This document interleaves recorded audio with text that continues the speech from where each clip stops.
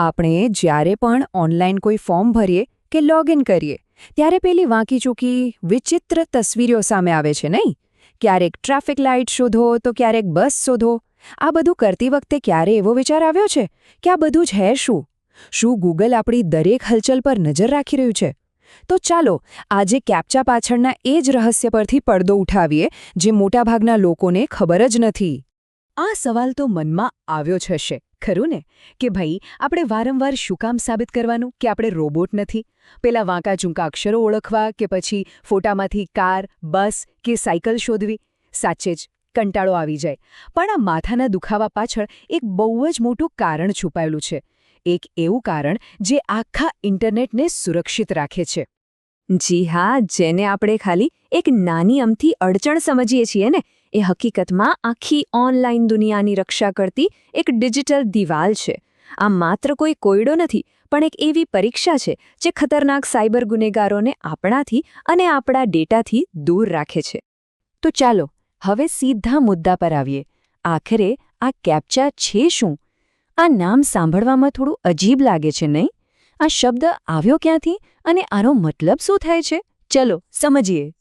તો જુઓ, આ છે એનું પૂરું નામ: કમ્પ્યુટર્સ અને માણસોને અલગ પાડવા માટેની સંપૂર્ણપણે ઓટોમેટેડ પબ્લિક ટ્યુરિંગ ટેસ્ટ. હવે નામ ભલે ગમે તેટલું લાંબુ અને અઘરું લાગે, પણ એનો અર્થ બહુ સીધો અને સરળ છે. આ એક એવી ટેસ્ટ છે જે ખાલી એટલું જ ચકાસે છે કે કમ્પ્યુટરની સામે કોઈ માણસ બેઠો છે કે પછી કોઈ સોફ્ટવેર પ્રોગ્રામ, એટલે કે મશીન. સમજી લો કે આ એક ડિજિટલ યુદ્ધ જેવું છે. એક તરફ માણસ છે અને બીજી તરફ મશીન. એક બાજુ આપણે છીએ, જે વિચારી શકીએ છીએ, સંદર્ભ સમજી શકીએ છીએ, અને બીજી બાજુ છે બોટ્સ, એટલે કે એવા સોફ્ટવેર પ્રોગ્રામ્સ જે ફક્ત આપેલી સૂચનાઓનું આંધળું પાલન કરે છે, બસ. પણ આ બધી માથાકૂટની જરૂર જ શું છે? માની લો કે આ કેપ્ચા નામની સુરક્ષા દિવાલ હોય જ નહીં, તો શું ફરક પડે? ચાલો 1 મિનિટ માટે કલ્પના કરીએ એક એવી દુનિયાની જ્યાં આ દિવાલ નથી, અને જોઈએ કે આ બોટ્સ કેવી તબાહી મચાવી શકે છે. જો આ બોટ્સને ખુલ્લા છોડી દેવામાં આવે ને, તો ઇન્ટરનેટ પર અરાજકતા ફેલાઈ જાય.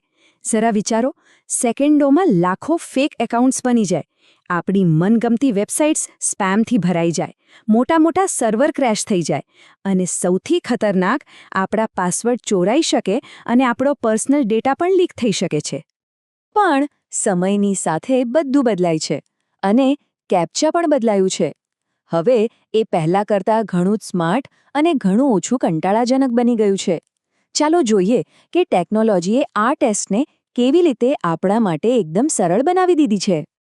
યાદ છે ને, પહેલાં આપણે આવા વાંકા-ચૂકા, અસ્પષ્ટ અને ભાગ્યે જ વંચાય એવા અક્ષરો ટાઈપ કરવા પડતા હતા. આ હતું ઓરિજિનલ કેપ્ચા, જેનો મુખ્ય હેતુ બસ મશીનને કન્ફ્યુઝ કરવાનો જ હતો.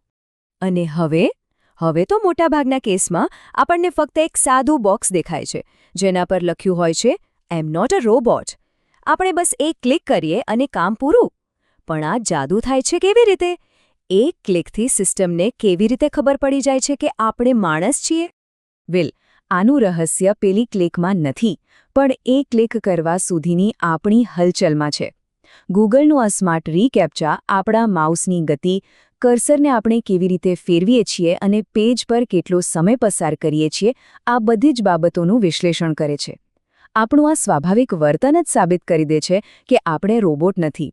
તો આખરે આ કેપ્ચા શું છે? એક હેરાનગતિ કે પછી આપણી સુરક્ષા?